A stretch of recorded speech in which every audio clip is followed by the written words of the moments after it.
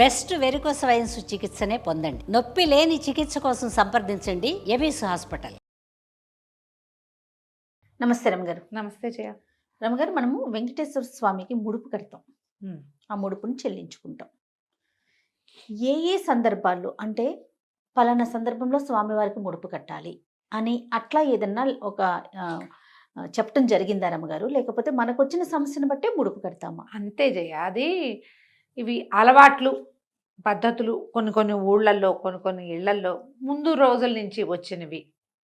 అవి కూడా ఏంటంటే, ఏదైనా ఒక పని మొదలు పెట్టేటప్పుడు అది సక్రమంగా అవ్వాలి, అయ్యాక వస్తామని, అవుతుండగా వస్తామని, దానికోసం నిన్నిప్పుడే మా ఇంట్లో ప్రతిష్ఠించుకుంటున్నాం, నీ కోసమని పక్కన పెట్టాం అని స్వామికి చెప్పుకోవటం. మన భక్తి, మన విశ్వాసాన్ని ప్రదర్శన. ముడుపంటే అదే. మన భక్తి తాత్పర్యాలు ఏవైతే మన లోపల ఉన్నాయో స్వామి పట్ల అది ప్రకటించుకోవటం. ఓకే. ఏమేమి కడతారు జనరల్గా ముడుపులు? ముడుపు ఎప్పుడు కడతాం? పిల్లలు పెళ్ళిళ్ళు కావట్లేదు, ఎవరైనా పెద్దవాళ్ళు వెంకటేశ్వర స్వామికి ముడుపు కట్టు, పెళ్ళయ్యాక పిల్లలతో పాటు తీసుకొస్తానని, పిల్లల్ని తీసుకొచ్చి చూపిస్తానని అంటారు. అప్పుడు ఏం చేస్తాం? మా పిల్లాడి పెళ్లి కావాలని ఓ శనివారం నాడో, ఓ శ్రావణ నక్షత్రం నాడో ఇలా కట్టుకోవచ్చు ముడుపు.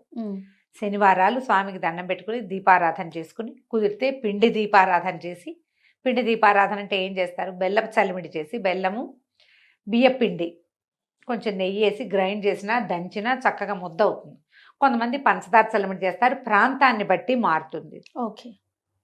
ఈ చలిమిడిని దీప ప్రమిదలాగా చేసి దాంట్లో ఆవు నెయ్యి వేసి ఒత్తేసి స్వామికి దీపారాధన చేసుకుంటాం. ఓ 2 పువ్వులు సమర్పిస్తాం, 2 తులసి దళాలు సమర్పించి, ఏదైనా వెంకటేశ్వర కరావలంబమో, వెంకటేశ్వర వజ్రకవచమో చదువు, లేకపోతే ఉన్నాయి కదా, ప్రపత్తి, సుప్రభాతము, ప్రపత్తి, మంగళాశాసనం, ఇవి చదువుకుని ఓ కొబ్బరికాయ కొట్టి కాస్త వడపప్పు, పానకం నివేదన పెట్టి దీపం వెలిగిస్తాం. ఈ చలిమిడి పిండి దీపారాధన చేసామనుకో, ఆ చలిమిడిని ప్రసాదంగా తీసుకున్నాం. దీపం కొండెక్కిపోయాక దాన్ని ప్రసాదంగా తీసుకోవాలి. దాని మీద బొట్లు పెట్టి పసుపు రాసి చేయకూడదు. మేము అట్లా కాదు, అసలు దాన్ని ప్రసాదంగా స్వీకరించము. నివేదన అయ్యాక ఏం చేస్తావో చెప్పు. దీపం పెట్టావు, ఆ పిండిని బయటపడేసే పద్ధతి అయితే నాకు తెలియదు జయ. ఇటీవల ఎవరో నాకు ఒక వీడియో పంపారు, పిండి దీపారాధన ఎట్లా చేయాలని. దీపం పెట్టి తెల్లటి దీపం, పిండి దీపం, బియ్యపిండిది, దానికి చక్కగా పసుపు రాసి పెట్టి అందంగా అలంకారం చేసి పెట్టారు. చూడ్డానికి బాగుంది. నువ్వు దాన్ని ప్రసాదంగా తీసుకోవాలంటే దాని మీద బియ్యపిండి, పసుపు, కుంకుమ పెట్టింది ఎట్లా ప్రసాదంగా తీసుకుంటావు? పసుపు కుంకుమ తీసుకోలేకపోతాం కదా. కదా, పిండి దీపారాధన చేస్తే ఆ దీపాన్ని కొండెక్కిన తర్వాత ఎక్కడైనా కొడిగట్టి నల్లగా ఉంటే ఆ నల్లటి భాగాన్ని తీసి తులసి చెట్లు వేసి మిగిలిన ప్రమిదని ప్రసాదంగా పుచ్చుకోవటం విధానము. ఓకే. కాదు మా ఇంట్లో ఇలాగే చేస్తారంటే మీ ఇష్టం, ఎవరైనా ఇంతే చేయాలి. చేసి అప్పుడు ఒక గుడ్డ తెల్లటి బట్టని, వస్త్రాన్ని పసుపు నీళ్ళల్లో ముంచి ఆరేసుకుని, పంచముక్కలు కొత్తవి, వాడినవి ముడుపులు కట్టుకోకండి. చిన్నంత ముక్క ఉంటే చాలు. దాంట్లో మన శక్తి అనుసారం ఓ 101 రూపాయో, ఓ 11 రూపాయలు, ఒక 21 రూపాయలు, 11, 21, 101 వేయచ్చు. కాదు నేను 1001 కడతానంటే మీ ఓపిక. 5001, 10,001 కూడా కట్టుకో, మన శక్తి అనుసారం. అందులో పెట్టి కాసిన నక్షత్రాలు అందులో వేసి ఓ తులసి దళం పెట్టి దాన్నే స్వామివారిగా భావించి అది మూడేసేసి లోపల ఎక్కడైనా పెట్టుకోవటం. ఒకటే ముడి లెక్క ఉందా? ఇటు 4 ఇదిగా ఉంది కదా, 4 పలకల గుడ్డ కదా అది. ఇటు నుంచి ఇటు ఒక ముడేస్తాం, పైనుంచి 2వ ముడేస్తాం. టైట్గా ముడేసుకోండి, ఆ ముడి ఊడిపోకుండా 2 ముళ్ళు, దాని ముందు 2 ముళ్ళు, పైన 2 ముళ్ళు కూడా వేయచ్చు. దీన్ని ఒక చిన్న మూటలా చేసి దాన్ని దేవుడి మందిరంలో ఓ పక్కన పెట్టుకోండి. దానికి రోజు పూజించవలసిన పని లేదు, దాని పక్కన పెట్టుకోవటమే. పెట్టుకుని మీరు ఏనాడైతే మనం మొక్కు తీర్చుకుందాం, మన పని అయ్యిందని భావించిన వివాహాలు, పిల్లలకి ఏదైనా అనారోగ్యం వచ్చింది సడన్గా, ఇవి ఒకటి మొదటిది వివాహం కదా, వరుసగా చెప్పుకుందాం. వివాహాల కోసం ముడుపు కట్టచ్చు, పిల్లల చదువుల కోసం ముడుపు కట్టచ్చు, పిల్లల అనారోగ్యాలు, అప్పుడు ఏదైనా జబ్బు చేసింది, పెద్దవాళ్ళకి అనారోగ్యాలు వచ్చినాయి, వ్యాపారాల కోసం ముడుపు కట్టచ్చు. ఎక్కడా మొదలవటం లేదు, లేదా మొదలైంది ఎట్టా నడుస్తుందో తెలీదు, ముడుపు కట్టి పక్కన పెట్టుకోవచ్చు. ఏదైనా ప్రమాదం సంభవించినప్పుడు, కోలుకోలేని పరిస్థితి వస్తే ముడుపు కడతాం. కాలినడకన వస్తాం. దానికి ఇంకా మొక్కులు అమెండ్మెంట్లు ఇంకేం చేసుకుంటాం, కాలినడకన కొండెక్కటం. అలిపిరి వైపు ఎక్కుతావో శ్రీవారి మెట్టు మీద ఎక్కుతావో నీ ఓపిక. కాలినడకన రావటం, తలనీలాలు ఇవ్వటం. అక్కడి నుంచి ఆ శరీర అవయవాలు అక్కడ మనకు దొరుకుతూ ఉంటాయి, తిరుపతిలో కనపడుతూ ఉంటాయి కదా, అవయవాలు కొని వేయటం. ఏ భాగానికి ఇబ్బంది వచ్చిందో ఆ భాగం కొని వేసుకోవటం, వేయటం. సర్వావయవాలు వేసుకునే వాళ్ళు కూడా ఉంటారు. ఇల్లు కట్టడం కోసం, ఏదైనా ఇల్లు వాకిల్లు కట్టడం కోసం, ఎప్పటికీ ఇల్లు ఏర్పట్టలేదు అని అప్పుడు ముడుపు కట్టి ఇల్లు కట్టుకున్నాక తీసుకెళ్ళి వేయటం. వీటన్నిటి కోసం వీటితో పాటుగా ఇంకా ఏమి ఇస్తారు, ఏదైనా సడన్ ప్రాబ్లం వస్తే ఇది ఇస్తాం, నిలువు దోపిడి. స్త్రీలు పురుషులు కూడా చేయొచ్చు నిలువు దోపిడి. ఎప్పుడు ఇస్తాం నిలువు దోపిడి? ఊరికి ఏదో వ్యాపారానికో పెళ్ళికో వాటికో నిలువు దోపిడీలు మొక్కం. ప్రాణాపాయ స్థితి వస్తే, ఇంకో దారి లేనప్పుడు, ఏం చేయాలో తెలియనప్పుడు నిలువు దోపిడీ కూడా మొక్కుకుంటారు. ఓకే.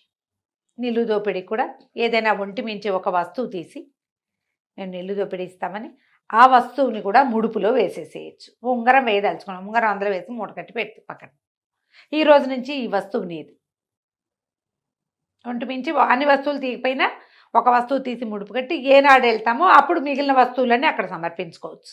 ఇలా చేయొచ్చు. ఇకేముంది, ఇళ్ళు, పిల్లలు, అనారోగ్యాలు, సమస్యలు, వీటన్నిటికీ కూడా ముడుపులు కట్టచ్చు, కట్టి వేసుకుంటారు. ఇప్పుడు ఇది ఇళ్లలో వేరే ఒక పద్ధతి ఉందనుకో, ఇంట్లో పెద్దవాళ్ళు చెప్తారు మా వాళ్ళ పద్ధతి ఏదో, అలా చేసుకోండి అంతే.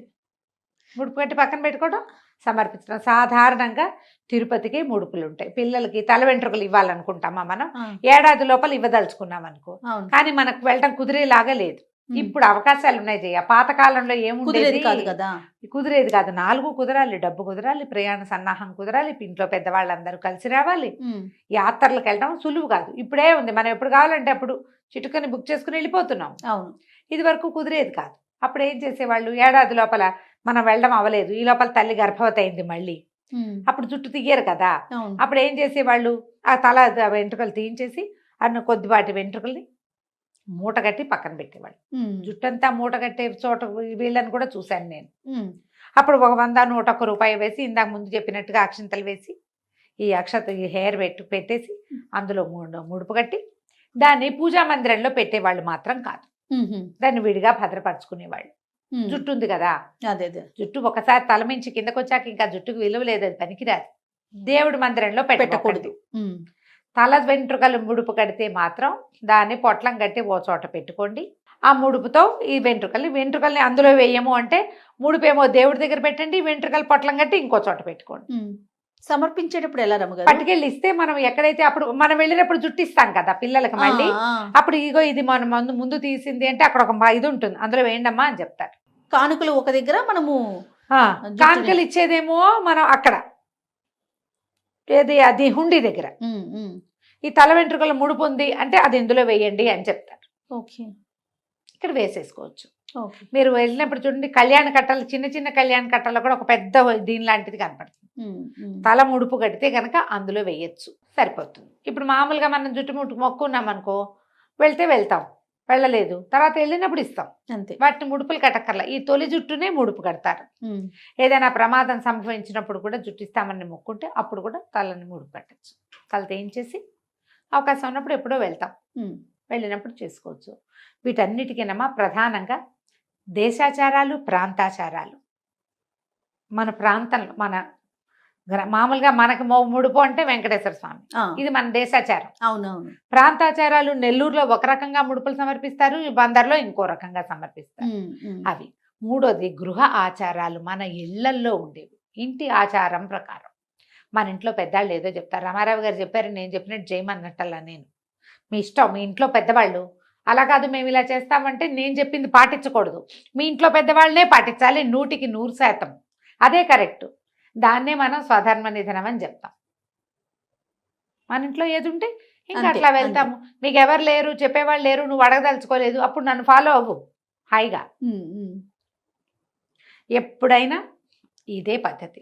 7 శనివారాలు ఉంటాం, 9 శనివారాలు, వీటికి ముడుపులు కట్టాం, శనివారాలు ఉంటూ ఉంటాం అంతే. నోములు చేసుకునే వాళ్ళు ఉన్నారు కదా, 7 శనివారాల వ్రతాలు అవి ముందంతా నా తెలియజేయ. మా శనివార వ్రతం ఏం లేదు, శనివారం 100% తలస్నానం చేయటం, ఒక పూటే భోజనం, వెంకటేశ్వర స్వామి ప్రపత్తి ఉన్నాయి కదా, చదువుకోవటం. అంతే. అసలు అబద్ధం ఆడకుండా ఉండాలి జయ. ఆ రోజు ఏదో చిన్నప్పుడు మామ చిన్నప్పుడు తిన్నామనో తినలేదనో తాగేసామనో తాగలేదనో మానేసామనో ఏదో చెప్తూ ఉంటాం. జీవితం కదమ్మా, చెప్తాం కదా. అబద్ధాలు చెప్పట్లేదు అని ఎలా చెప్పగలుగుతాం మనం? అదే కదా. చెప్పలేము. ఈ ఒకరోజు మాత్రం అది కూడా వద్దు. శనివారం నాడు ఏ అబద్ధమో ఆడద్దు మీరు. వెంకటేశ్వర స్వామికి మీరు చెల్లించుకునే మొక్కు అది. అలా పెట్టుకోవాలంట. ఇలా పెట్టుకోండి. ముడుపులు ఏవైనా కట్టుకోవచ్చు. దానికల్లా ప్రధానంగా పసుపచ్చటి బట్ట, ఒక కాయిన్తో పాటు కొంత రుసుము, కొన్ని అక్షతలు, ఓ వక్క కానీ ఏదైనా పెట్టచ్చు. పెట్టలేకపోయినా పర్వాలేదు. తులసి దళం పెడతాను జయ నేను మాత్రం. దళం ఎండిపోయినా అదేం అవ్వదు. దళం 3-4 రోజుల్లో పోతుంది. పువ్వులు లాంటివి పెట్టామనుకో అవునవును, పాడవుతాయి. అవునవును. కానీ తులసి దళం దళం అలా ఏం కాదు. అవ్వదు. వెళ్తుంది స్వామివారికి సమర్పయామి, ఇబ్బంది ఏం లేదు.